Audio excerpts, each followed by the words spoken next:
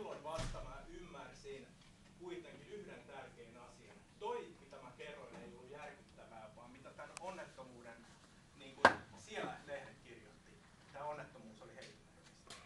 Niin se välinpitämättömyys, iva, ylenkatse, sen suuren yleisön semmoinen voiton riemu, se järkytti. Ja silloin mä ymmärsin, kuinka laaja ilmiö tämä islamilainen vallankumous ja kuinka suuri niin kannatus sillä on. Nyt on turha puhua enää, että siirtyykö tämä sama ilmiö Eurooppaan, koska se on jo siirtynyt. Mutta nyt voidaan puhua siitä, siirtyykö se Suomeen. Ja mitä te voisitte konkreettisesti tehdä, että se ilmiö ei siirty Suomeen? Niin, tämä on hyvä kysymys. Tätä on tietenkin paljon pohdittu itse kukin omassa päässä ja tuolla foorumeilla.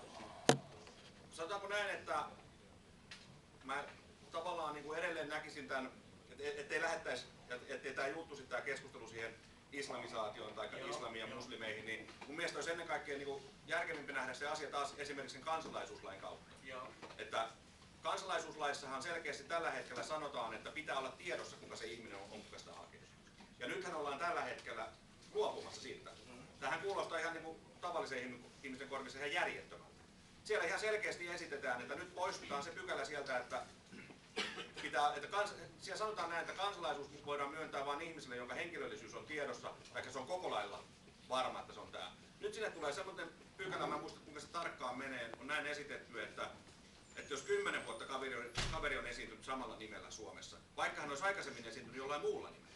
Se on ihan niin kuin täysin järjetön. Eihän mä saa sillä että jos mä nyt menen tuonne poliisilaitokselle, että päätin muuttaa nimeni Matti Mörttiseksi tai mulle passi, niin eihän ne sitä kirjoita sieltä. Nehän soittaa joku hakeen pois. Tai varmaan itse ottavat talteen vähäksi aikaa. Ranskassa on poikkeus muukalaisille kiinalaisille. No joo, tämmöitä poikkeuksia toki on, mutta tämä pitäisi nähdä niin tämä asia taas niin laajempana, että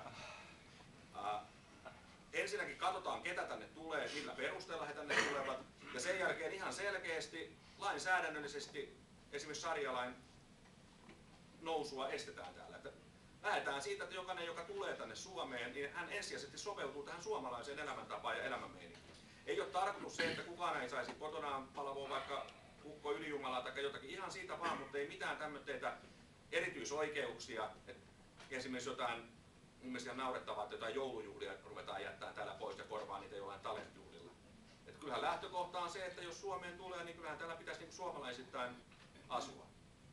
Tämä on kuitenkin tämä virhe, niin tämä on niin kuin kaikissa niin kuin Keski-Euroopan, Etelä-Euroopan maissa tämä on päässyt jo niin tapahtumaan. Että siellä on aika lailla myöhäistä. Syyhän on niin pitkälti just se, että on lähdetty antaa niin kuin ihmeellisiä myönnytyksiä niin kuin ihmisille, nimenomaan muslimeille. Meillä oli aika hyvä keskustelu silloin Hussein Muhammedin kanssa, ennen kuin oltiin silloin 5. päivä syyskuuta, ennen kuin lähetys alkoi, oltiin aamu-tv:ssä, niin juteltiin paljonkin tästä kyseisestä asiasta nimenomaan. Ja hän sanoi oikeastaan ne samat sanat, mitkä hän sanoi sitten täällä pari viikkoa myöhemmin Tampereen, eikö se ollut yliopistolla se tilaisuus, missä hän sanoi, minkä Aamulehtikin uutisoitti, että muslimeille ei pidä antaa liikaa eri oikeuksia. Niin kyllä se näin on, että jos Suomella on semmoinen maine, että tänne saa tulla rehelliset työtelijät ihmiset, täällä saa omaa uskontonsa harjoittaa, mutta siihen ei osoiteta mitään erityisiä tukia, varoja, ei rakenneta moskeijoita, ei anneta paasata täällä jotain niin tappojuttuja, niin totta kai se karsii just sen ääriaineksen pois. Eihän ne tänne tule. Näinhän tämä valinta toimii myös tässä, että jos on olemassa esimerkiksi maan nimeltä Ruotsi, jossa saa heitellä poliiseja ja palomiehiä kiinniskivillä ja jotain tappopuheita pitää moskeijassa, joka on veronmaksajien rahoilla rakennettu, tai sitten on joku toinen maa, missä ei näin saa tehdä, niin ei ole epäselvää mihinkä ne menee. Mutta sillä että toihan on hirveän monisäikeinen kysymys just toi. Ja siinä mielessä voin sanoa ihan niin kuin enemmän ehkä taas omana mielipiteenä, niin sehän on hyvin semmoinen poliittisesti vaikea kysymys, että millä siihen oikeasti estetään. On siellä Vegas Juula. Joo, Hugh Eturautti, Piraattipuolueen jäsen. Niin heittelen tällaista ajatusta, varsinkin nyt tässä meidän PJ, kun oli hommat entissä aika äskettäin, niin tätä konseptia puolueiden ja etenkin nyt lähinnä pienten puolueiden välisestä yhteistyöstä. Mä nyt jonkinmoisena hulluna ideologina on koittanut rakentaa tässä siltiä näin, mutta huomannut, että esimerkiksi senioripuolue on hyvin vihamielinen nuoria kohtaan, hyvinkin rajusti. Ja no, Suomen kansan sinivalkoiset, mielenkiintoinen tapaus ja näin edelleen, mutta niin, nyt ihan suoraan muutoslaisten näkökulmasta, niin en puhu mistään välttämättä liitoista tai sellaista, mutta sanotaanko hyvästä keskusteluyhteydestä ja asioiden ajamisesta yhdessä, niin kuinka te näette nämä mahdollisuudet nyt esimerkiksi meidän kanssa ja näin edelleen? Me nähdään itse asiassa, että ollaan valmiita tekemään yhteistyötä minkä tahansa puolueen kanssa, kunhan sen tavoitteet ei ole ristiriidassa meidän tavoitteiden kanssa.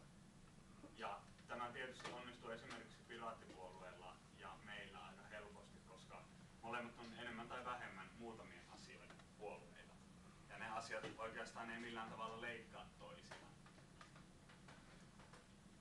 Niin, yhteistyö pienpuolueiden kanssa, se on äärimmäisen tärkeää ja muutos on erittäin valmis lähtemään sellaisen mukaan. Kyllä, ja koskee myös tietenkin muitakin puolueita tai muita liikkeitä, ryhmittymiä. Sanotaanko näin, että niin kuin Jiri tuossa hyvin sanoi, että jos ei ole ristiriidassa meidän ajatusten kanssa, ja toisaalta, että jos löydetään jotain uusia